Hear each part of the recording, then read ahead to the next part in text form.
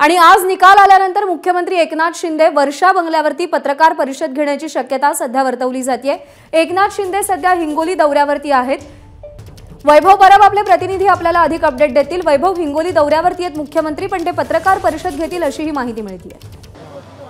नक्कीच, कारण का आजचा निकाल आहे तो सर्वात महत्त्वाचा आहे। प्रत्येक म्हणजे ठाकरे असतील किंवा एकनाथ शिंदे असतील यांच्या संपूर्ण राजकीय कारकिर्दीला कलाटणी देणारा हा निर्णय असेल। त्यामुळे निकालानंतर काय नेमकी भूमिका असेल, आपल्या आमदारांना नेमकं काय नेतृत्व द्यायचं आहे या संदर्भात ही भूमिका स्पष्ट करणं गरजेचं आहे।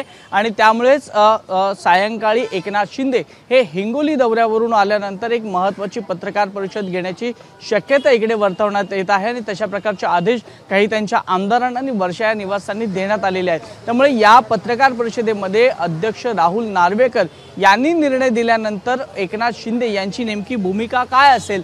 जर एकनाथ शिंदे यांच्या आमदारांना अपात्र केलं तर एकनाथ शिंदे हे महायुतीत राहणार का, अशा प्रकारच्या वेगवेगळ्या चर्चा आहेत ते इकडे रंगू लागलेल्या आहेत। त्यामुळे एकनाथ शिंदेंची भूमिका आणि त्यांच्या आमदारांना बळ देण्याचं काम हे स्वतः एकनाथ शिंदे सायंकाळी पत्रकार परिषद घेऊनच स्वतः आपली भूमिका आहे ती स्पष्ट करतील। आता दुसरी देखील अशी शक्यता आहे की जे आमदार अपात्र होतील त्या आमदारांना पुन्हा एकदा सहानुभूती ही मिळेल, परंतु दुसरीकडे एकनाथ शिंदे मात्र कुठेतरी दबाव तंत्र तयार करतायत का, अशी देखील शक्यता इकडे नाकारता येत नाही। त्यामुळे एकनाथ शिंदे या अपात्र आमदारांना पुन्हा काही प्रतोदचा व्हीप बजावणार का, एक गटनेते म्हणून त्यांना काही पुन्हा बोलवणार का आणि पुन्हा पॅचअपची काही बोलणी सुरू करणार का, अशा विविध प्रश्नांची उत्तरं आहेत ते स्वतः एकनाथ शिंदे सायंकाळी पत्रकार परिषदेच्या माध्यमातून देण्याची आपल्याला शक्यता इकडे निर्माण झालेली आहे। त्यामुळे एकनाथ शिंदे यांची भूमिका काय या निकालावर हे आज सायंकाळी आपल्याला स्पष्ट पाहायला मिळेल। प्रज्ञा, वैभव, अपडेट जाणून घेत राहू। सध्या धन्यवाद दिलेल्या माहितीसाठी।